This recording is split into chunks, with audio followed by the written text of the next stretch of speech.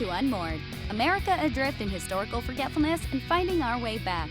In this show, we dig into the societal upheavals in recent U.S. history that have left so many feeling lost, angry, or hopeless, and explore how our nation became so unmoored. At the heart of this upheaval is a major debate over how to build a society where everyone can thrive.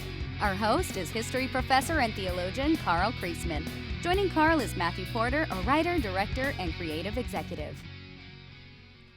Welcome back. Hey, Matthew, how's it going? Hey, Carl, doing very good. All right, I'm glad to hear that. You told us last time you were doing chess lessons, or you're taking chess, or you're just playing chess. Did you play any chess since I saw you last? Well, I've moved on from being beat by the computer to playing my 9-year-old son. Ah, there we go. And he legit beat me the other night. I still remember the first time I beat my dad. My dad was actually a very good chess player. Yeah. And he would not hold anything back. But he was more skilled than you are. Yes. No offense. And maybe Asher is probably more sharper than I am. It's not even the oldest one. It's the youngest kid. Oh, this is Jack? This is Jack. My godson. Way to go. No. It's just a full dose of humility there. I'm like, okay, all right, I got it. I love it.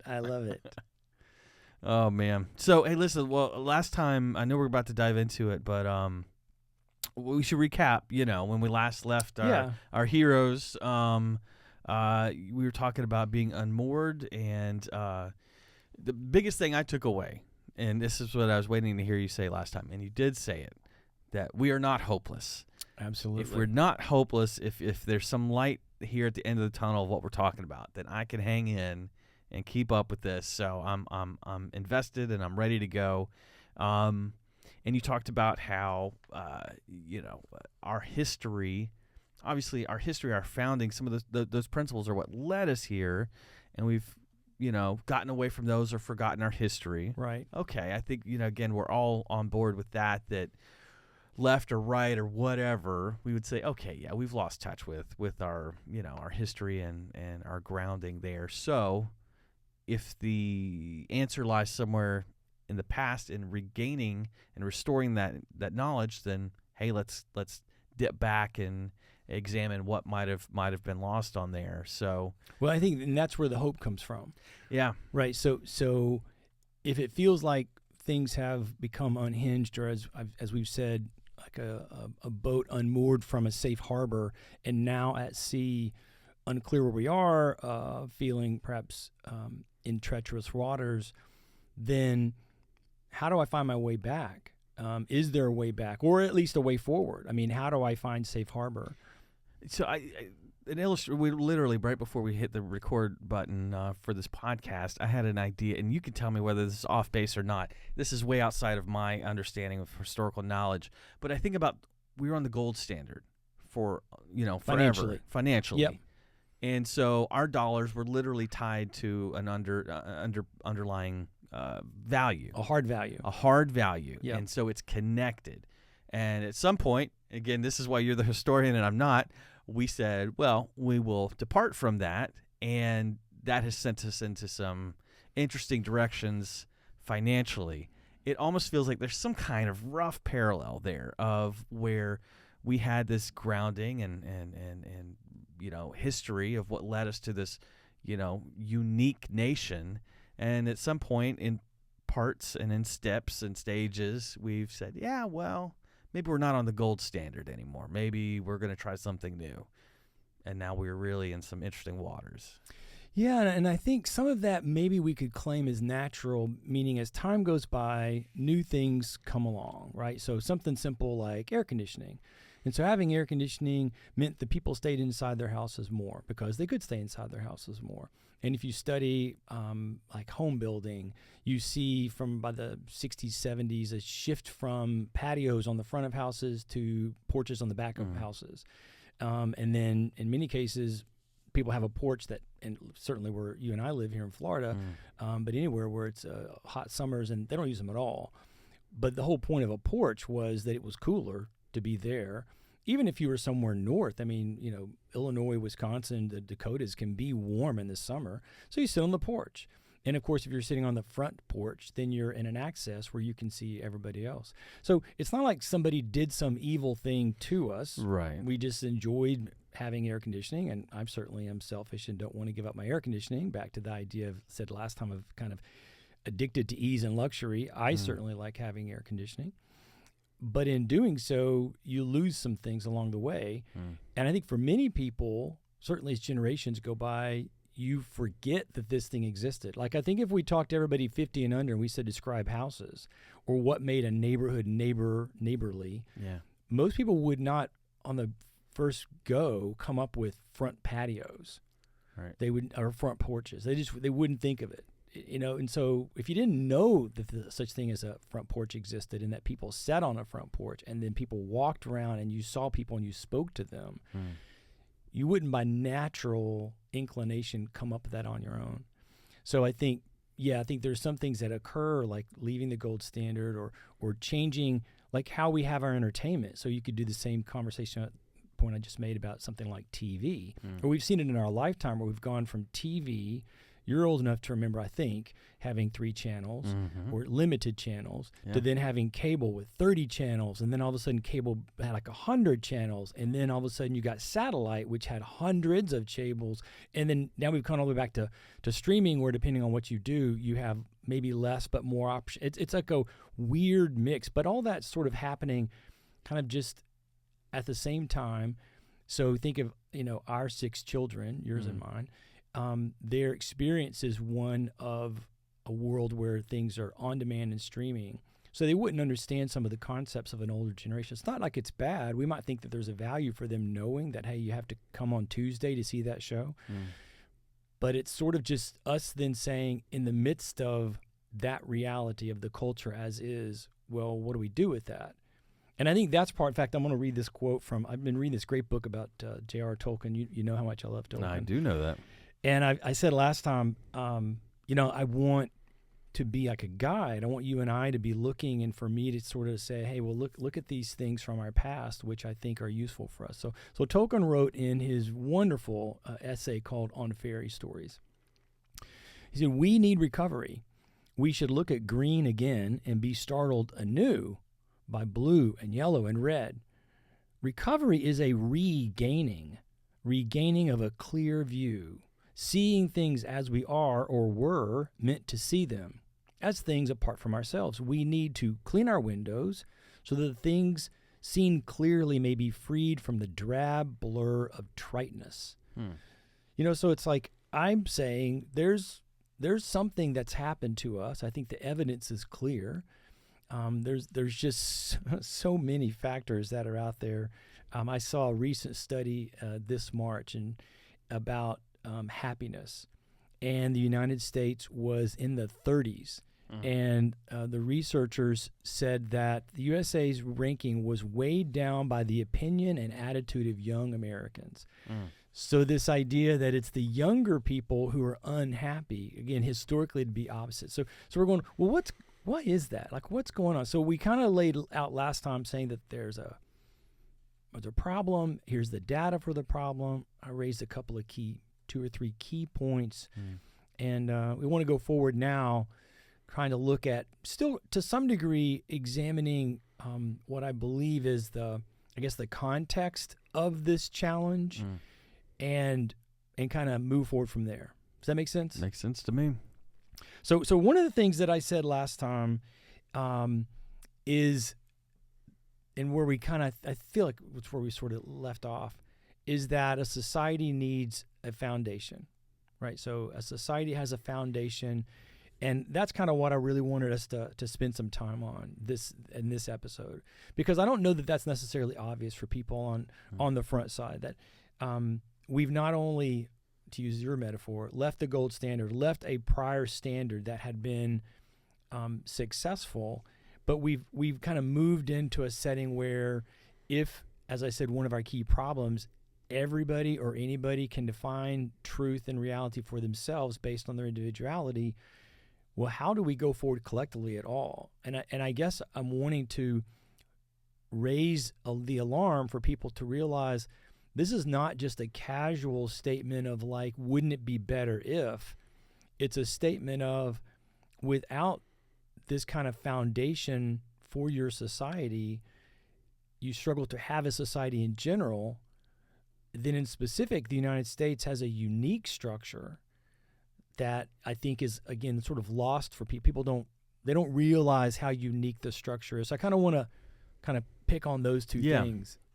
Does that connect? that makes sense, because we think of everybody's like the U.S. in different ways, but that's unique where we are right now. Yeah, and I mean, I guess in one sense, I would also say to people, it's like, don't you want to still be a nation? Like, maybe some people would say no to that, by the way. Right. I do feel like that we are alive, and maybe have been, say, for the past 15 or 20 years, where globally there's an ideology or a thought process that I call post-national.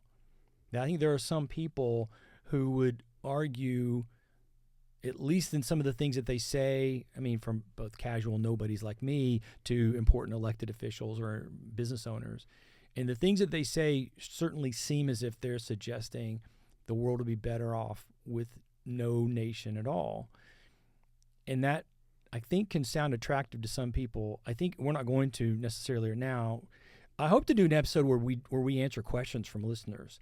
So maybe there'll be a Q&A session later where somebody wants us to go deeper on this. But I'll just say, for me, when I think you investigate and really press on this idea of, like, well, what would the world be like post-nation, it falls apart really quickly. And people sort of immediately pull back into, I think, the normative position of, well, we are an us. And in saying we are an us, we're not necessarily saying we're better than them. People can do that. We may touch on that later today. But there's nothing wrong with saying we are an us. And that's that concept of, like, historically, you can see in every sort of civic organization that there's a foundation. And I think this kind of post-national thing has pulled many people in a direction to where they feel threatened. Because whether you feel threatened or not, I guess the point I was trying to say is that it would seem to me a person listening to this should care and should say, oh yeah, I may want the United States to change in one way or the other, but I don't want it to go away. We're not throwing out the idea of the United States. Right. And so if that's your position, then we need a foundation. And then secondarily to that our idea of that foundation in its time, so 1776, use that number, was rare. And we need to dig into why it was rare. By the way, I think if you pay attention at all to the news, so we're in the early 21st century, for a while, not just now, and when we're recording this in the year 2024, but I think if you pay attention, if you hear people talking about the rise of, in certain locations, so other nations, other places, a more conservative, us-focused grouping, usually a political party, sometimes a movement, those often, unfortunately, get kind of negatively described. But what's happening with those is, when they're pushing this kind of us first or us only thing, is that they're saying there's something of value about us, and we don't want to lose that. And if there's a post-national kind of mentality, at least from these people's point of view, there's something that could be lost. That makes me think of when you're in an airplane and they say, hey, man, things go sideways and you're traveling with a kid and the air mask falls. Who gets the mask first? You're like, well, the kid should. Like, no, because you're going to pass out before they do. And if you're dead or unconscious, the kid's in a bad spot. So not that we don't care about others, but if we don't shore up our own stuff, how are we going to help anybody else? So it's not, I think there's a certain value in that, hey, us first, or it's not just us only. Right. Some people might say this, but for me and you, it's not an us only. Right. It is an acknowledgement that what was created here was unique, and I think special is fair to say. And as we said, I think last episode, pretty sure I said this, part of the evidence to that is that for the 240-ish, almost 250 years since the Declaration of Independence at least, many people globally have chosen to come here. And it's at an overwhelmingly large number. It's not like 3 more people came here than some other nation. It's massively larger, the number of people who come here.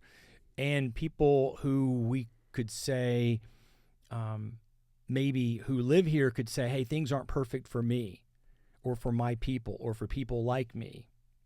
And depending on this example, I may agree with these people. But you don't see them mass exiting. Mm-hmm. Like, oh, this place is so terrible for me or someone like me. The best solution is for me to leave. And clearly we're alive now in a time with jet airplanes and places, there's lots of places to where ours was unique. Now some estimates 190 nations have some version of government of the people. So there's a lot of places you could go. They all have air conditioning, many of them. They don't all have air conditioning, but many of them have air conditioning. Many of them have a really strong economy. A lot of them have obviously beautiful natural splendor, right? So if you feel like this structure is so, but you don't ever see that, right? You never, I'm sure there are some who immigrate, leave the country, but in general terms, you don't see that. So instead you consistently see people coming. Yeah. And I think that is evidence that that's worthwhile. It reminds me of Ronald Reagan quote. It's talking about how America is unique. He says, somebody can move to France. They'll never be a Frenchman. They can move to Japan. They'll never be Japanese. But anybody can move here and become an American. And you're like, yeah, you're right. That's a unique kind of thing that we have. Right. It's based on the fact that our country was settled around an idea. And I think that idea concept is kind of what I'm leaning into. Well, let me make sure that we're all really clear. So this is a phrase I use when I say civic entity, because for me, now if you're a political scientist or you've really done your homework really well, you'll know what I'm about to say is not technically accurate. So remember, I teach at a college. I teach freshmen and sophomores. That doesn't mean I dumb it down, but it's still not graduate level work. So for me, when I'm with my students, nation, kingdom, state, city-state, empire, tribe, these are all synonyms. So they're words we've used over time that we use to describe a specific people in a specific governing system in a specific geographical locale. Does that make sense? Yeah. No, define the terms at the outset. So, right. Yeah, you can quibble on, but for our purposes, interchangeable or synonyms. Right. The idea of nation or nationalism is relatively new in human history, really picked up speed in the 1800s, so 200, 250 years ago. And when I say nations, sometimes people get confused.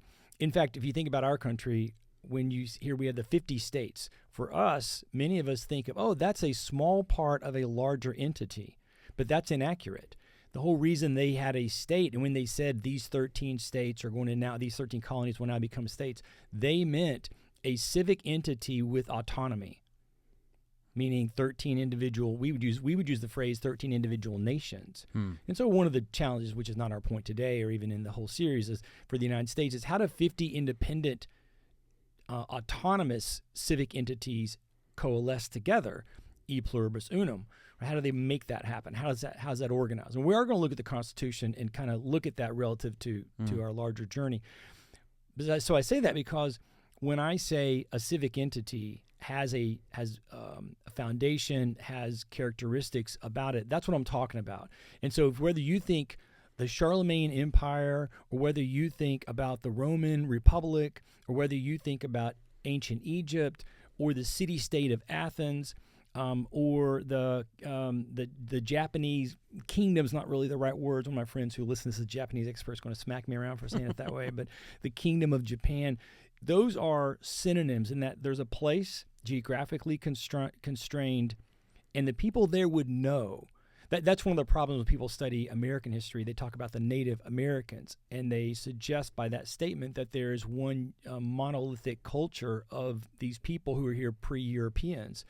But when you examine it, what you find out is like everywhere else on the planet, it was actually a multifaceted, multicultural setting with dozens for sure, maybe as many as 100, 150 independent, I'm going to use our modern term, nations. Right. So the Cherokees were not the Chickasaw, and the Chickasaw were not the Pawnee were not the Choctaw, etc. So they were independent. So you have an independent civic entity, and even in tribal settings where we might think the borders are kind of fluid, but they were fluid in the time of the Roman Empire. They were until they built Hadrian's Wall and said, okay, the Rhine River. It was still kind of, where's the border? But if you go back in time, you take Doc Brown's DeLorean and land somewhere else, and you talk to somebody, they would be able to tell you, you're here, but you're not there. Right. Does that make sense? Yeah. Yeah. So that's important to realize then when you have that setting, they also had characteristics that defined them or described them, and that they would say were kind of unique to them. Now, when I'm talking about their governing structure, one of the things that we look at is in general terms, the structure is what I, again, now very loosely call this the power pyramid, in which the bulk of the people, 85, 95% of the citizens or the inhabitants, they rarely use the word citizen, who lived in a place, were not given any agency to contribute or participate. So there was a small, either single or usually like there might have been a person that we might consider like a king or an emperor, but they probably had a small little group of advisors, some small crowd who could make decisions. But they made all the decisions and enforced kind of all the rules, on that idea. So in the normative setting, force is used from the top, pushing down on the values, the morals, on the things that were a part of their foundational position. Right. And that feels right. I mean, like, we get that sense that, it's not the majority of people who are in power. That's even a passing knowledge of history. We understand there's the people who have power to control things is very small in relation to the rest of the nobodies. So that then highlights what you just said, then how weird the Americans were doing. Now, they were coming off of a longer story, which we won't get into. We may get into it later, another episode, about that remember the American colonies in North America were the children of England. All right. So in England, at the same time we're having our colonization, Jamestown, the Pilgrims, the Puritans, the people in Maryland, St. Mary's, and they're coming over from, say, 1608, 1607 through the 1650s. England's in its own kind of tussle and its wrestling match, which leads to two civil wars, one bloody, one bloodless, that ultimately is a question of what should the role of citizens be in that time period. So our people or our colonies are being structured in that time where they're arguing force should not come from the top. In fact, we could set up some sort of a structure in which more people, so power moved from the elite top down to sort of a more broad, structure, a more citizen involvement. And so the citizens, we argued, could do it on their own. And so this idea of the liberty of the individual was crucial for what was being set up in our time. Does that make sense? Yeah. Okay. Now, it's not unique to us. So I don't want to say or imply that I'm saying the United States only did this. So if you go back in history, you can see this in both Athens and Rome. So both of those cities, city-states, nations, to use the term we were just using, they had their own attempt at this concept of citizens who manage things on their own. They did two different things. We won't get into the nomenclature of it now, but they did two different things. But in both places, one of the things, and this kind of alludes back into what we were saying last time, that they understood that you had to train the children in an education in virtue. In other words, you had to train them in an ongoing way with what are the morals and virtues of citizen inclusion and citizen involvement. Does that make sense? Yeah, we might not all, or they might not all believe the same things, but there has to be some kind of at least values in common so that it's not just anarchy. Right. And again, so the difference is exactly what you said. And the point to make is that in the power pyramid, you don't have to have. So in the Persian Empire and the Roman Empire, where you did not have citizen involvement, or in Carthage. In essence, it didn't matter what your values were; they were imposed on you, Right. and you broke them at your own peril, and you didn't break them, because there was no courtrooms, there was no kind of a defense lawyers, there was no Miranda rights. It was like you broke the rules of the leader, you're out, you're going to suffer, and so. That's important to see the difference. So the Athenians and the Romans, and I just mentioned them because clearly we haven't said it this openly, but some people listening may wonder, is Christianity some aspect of this thing we're talking about when you're saying the United States? Mm-hmm. And it is. I'll elaborate that on that more. It's a crucial part. It's not the definitive or the singular only part that some Christian groups or the people in the kind of Christian nationalism crowd would want it to be. That's in it, and that's again part of what I want to be your guide to say to the person who may say, "Well, I'm not a Christian." Well, let me show you how Christianity was vital for this system of this foundation of these morals and virtues. And for somebody else who goes, and we must have a Christian president in 2024 or 2025, and we must be a Christian nation, and we must have the Ten Commandments posted everywhere. It's like, well, hang on. Let me show you the history also to say how that's not how they did it. And that's not what we want to, that's not the lesson to be learned from that time period.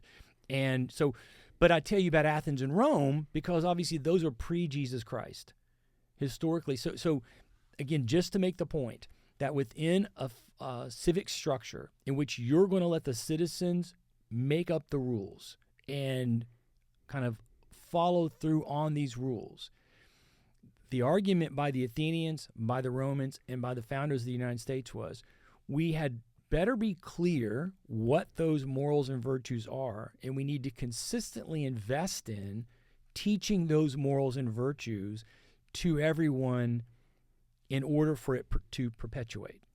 Yeah. Yeah. It's like the operating system. Like, if these are going to talk to each other, they've got to have some kind of shared infrastructure on some level. Because otherwise you're asking yourself, well, how can I be certain that my neighbor will do the right things? Right. Or do things that won't harm me? I mean, so we both live in houses, obviously, and we have neighbors, right? How can I know that my neighbor won't just build a wall or a fence and take up 3 feet of my property? How can I know that? In other words, in the power pyramid system, I don't have to worry about that because the moment it happens, I go get the king, he brings the officials, and they execute that person. They may take their house away. They throw them in prison. Yeah. They punish them because they broke the law. And the idea that the Athenians and the Romans had, that the British are going to pick up in the 1600s, and the British colonists in North America, who later will form the United States, they thought of something completely different. That you wouldn't have kind of a cop on every corner, some force of power to dominate and direct, but instead you would allow for the individual to operate in their natural sense of morality and virtue. So back to the example, the person would say, oh, wait, I can't build the fence there because I know that is 3 feet on your property. And if I'm not sure where the property line is, I'll come and ask you. And together, you and I will put our heads together as two well-meaning individuals and decide where does the line need to go. And if there's a tree in the way, or there's a water main, or there's a problem, together, without anybody else's involvement, right, we'll figure it out on our own. So how can I know that would happen? And so for them, it would only happen if there was this set of virtues and morals within the people. Does that make sense? Yeah. Makes sense to me. Okay. Well, let me just prove it for everybody listening by giving you some quotes.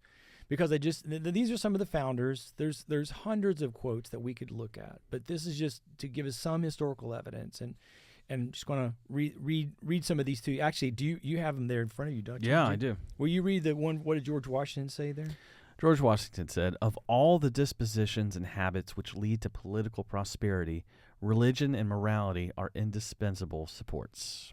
John Adams, he wrote that government we were attempting is, quote, only to be supported by pure religion or austere morals. Public virtue cannot exist in a nation without private virtue, and public virtue is the only foundation of republics. Why don't you read the John Jay quote there? John Jay said, "The most effectual means of securing the continuance of our civil and religious liberties is always to remember with reverence and gratitude the source from which they flow." So that's just three.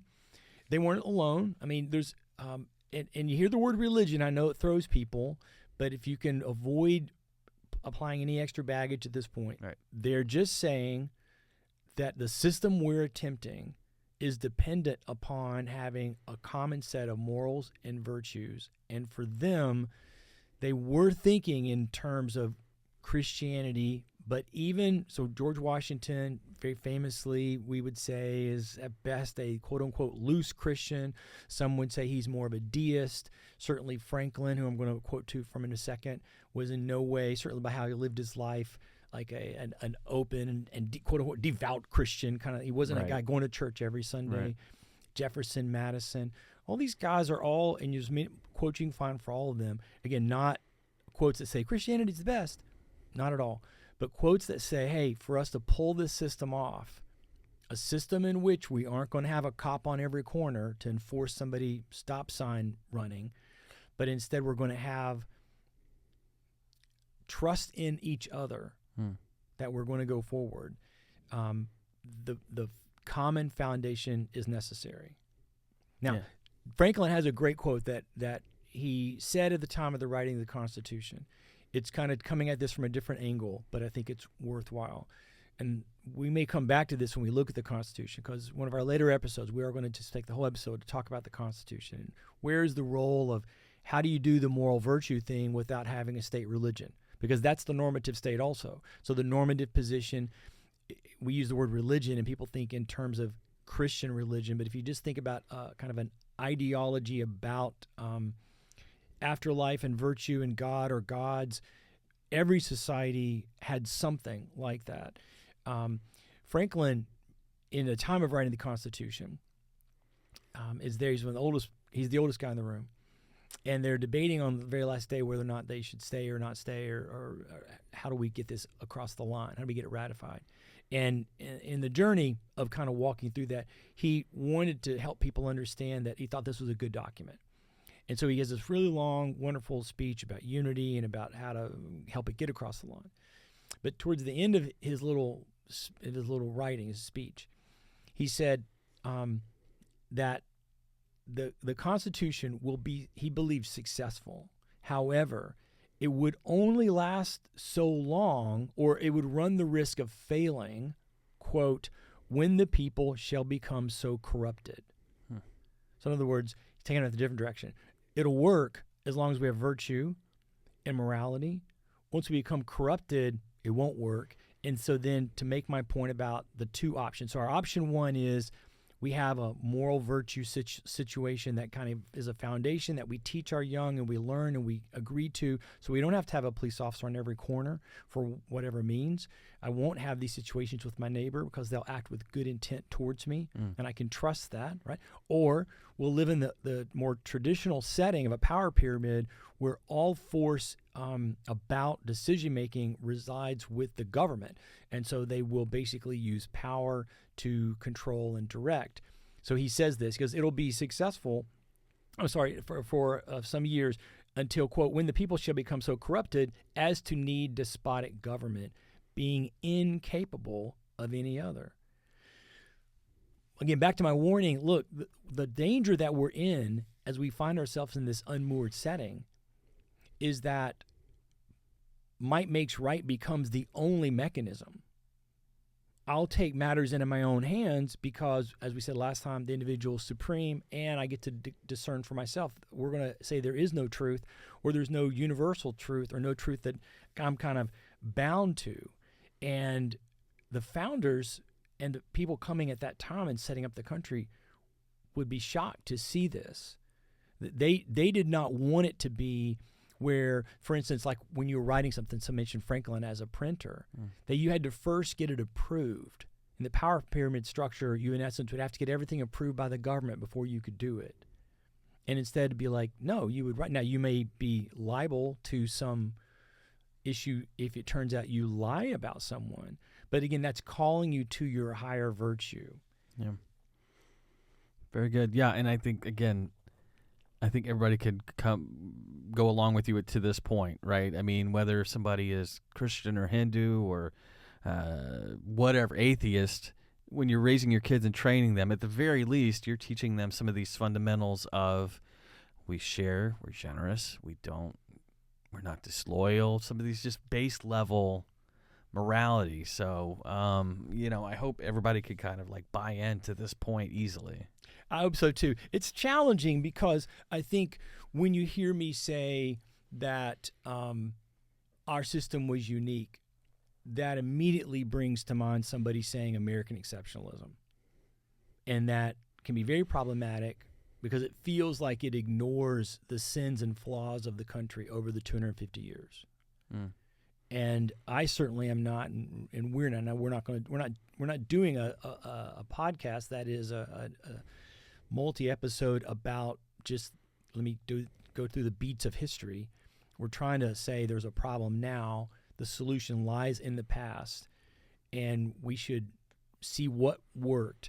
But we're not saying that in a way that ignores the challenges, failures, disappointments, lack, limitations of what was done in these 250 years.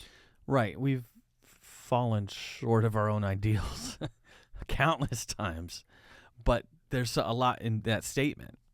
It's not saying there was something wrong with the ideals. It's saying, hey, we didn't live up to them, so let's not throw them away. Let's recover them. And as many have said in many different times in different people groups, including people from various minority ethnic groups that I personally have seen their writings or seen them say this, people who are alive today, those ideals set a marker for us. As Dr. King said, they're like a promissory note, meaning you've got this coming, and we can criticize for not going fast enough, for not making other choices. I think that's fair, and depending on the setting, I think we should do that. But we shouldn't do so at the expense of saying that somehow like our national history is worth less. I think there are some people who I think you could argue that they would prefer not to use history as a guide, either because the sins are too great or they think the history is no big deal, like it's not different. And we've said this before. Today you can look around and see lots of other countries have copied us, certainly post-World War II. And it's understandable. At the time of World War II, arguably we were the envy of the world in a lot of different ways. If you go to other countries, certainly in the 1950s, but even somewhat today, you aren't certain how good the judicial system will be. Mm-hmm. Ours isn't perfect, but it's certainly, even today, one that most people say, I will count on and trust it. Now, there are things that come up that we go, wow, I don't know if I like that. But nonetheless, we say that because we remember there were some, there was a standard. Or even like the freedom of the press, that we have had a free press, that we have made movements to broaden our inclusion or to ensure that we have done right by individuals who live here, that they can have that liberty to kind of pursue what they want to pursue. And the fact that there are now 180, 190 other countries who have copied us is the point. They've copied us. They haven't copied anybody else. Right. Right. And to look at where those ideals have led us and the things that we have accomplished, like you said, historically unique, unprecedented in many senses. But we can hold that in one hand and, like you said, at the same time, in the other hands go, we got some big problems historically in present day to iron out. It's not rah-rah or nothing. Exactly. And I think this is where we should probably wrap this episode up, but because I'm going to tee up something that's going to take more time to examine. I think that when you really press into saying, what are these problems, the things we mentioned last time and in this conversation today about the idea of there being a civic foundation that I suggest we've lost or forgotten about, is that these problems are of a spiritual nature. And I've been saying this for a while, actually. We the citizens of the United States, we don't like talking about issues of a spiritual nature. It makes us nervous. For a variety of reasons, it makes us nervous. Maybe some of those are fair, that it makes us nervous, but we cannot turn away from that. And to be clear, what I'm trying to say is that our problems are not about who we elect, or they're not solved by who we elect, or what governance rules can we make. In fact, the idea that to say we can fix these problems by new government laws is the normative power pyramid structure. We will enforce a morality on everyone. Because remember I told you last time, all laws enforce morality. Yeah, top down. The founders, the other way around. The solution then, when we say it's of a spiritual nature, thinking back to the corruption that Franklin said, or the idea of virtue that Washington said, is that it's on individual level. As Adam said, it only works when there's virtue in the private, meaning for the individual. So these are interior things, and we have to own this. We have to be brave enough to say, all right, let me look. If I'm not a Christian, I need to be brave enough to say, tell me what was the value of this Christianity in these various groups that came here. Why was this so central to them, particularly if I find it silly or, mythical or even oppressive? And I need to be willing to have that examination. And if I'm someone who goes, hey, I'm a Christian, I am rah-rah, and I think we should be a Christian nation, or we were founded for a Christian nation, I've got to be brave enough to realize when you look at spiritual issues, you are talking singular. So it's not about what everybody else is or isn't doing in their religion or their holiness, and I can point a finger at them. It's me taking the interior look of like, whoa, wait a minute, I've made this claim for whatever religion. It has precepts and ideas. How am I aligned with those things? How am I doing? And I get it that is a kind of a scary for some people, but we've got to be willing to go there and have a conversation about Christianity and the place that it plays and the situation that it suggests when I say that things are of a spiritual nature. Does that hit? That makes sense? That does make sense to me, and I'm looking forward to continuing that conversation. That's leaving it in a very interesting place. Yeah. Christianity is vital. It's one of the, I think there are 4, but it's one of the core themes of what it means to be in the United States and this idea of what the colonists were doing. But it's not singular. And finding the interplay in those things. I'm going to leave us with a quote from John Adams, who's my favorite founder. The preservation of liberty depends upon the intellectual and moral character of the people. As long as knowledge, so education, and virtue, and interior spiritual stuff, are diffused generally among the body of a nation, it is impossible that they should be enslaved. He doesn't mean enslaved necessarily by a foreign power, but almost enslaved to any governing power. They're trying to set up a structure in which you and I could operate, as the opposite of what you said, not top down, bottom up. And that happens on an interior place. So we're going to examine that as we go forward in our next episode. Hopefully you will come back and listen to us on our next part of looking at Unmoored and kind of join us on the journey. Awesome. See you then. All right, thank you.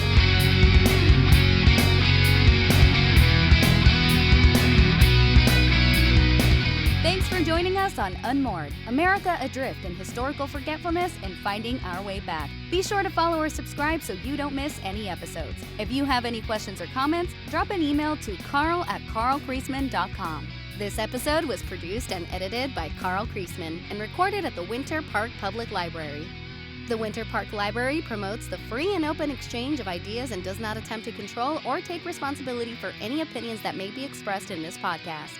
Opinions expressed in this podcast do not constitute or imply an endorsement or reflection of the library's policies or beliefs. Our theme music was written and performed by Kyle Williams. A big thank you to everyone who supports the show. And if you'd like to help, visit carlkreisman.com/unmoored.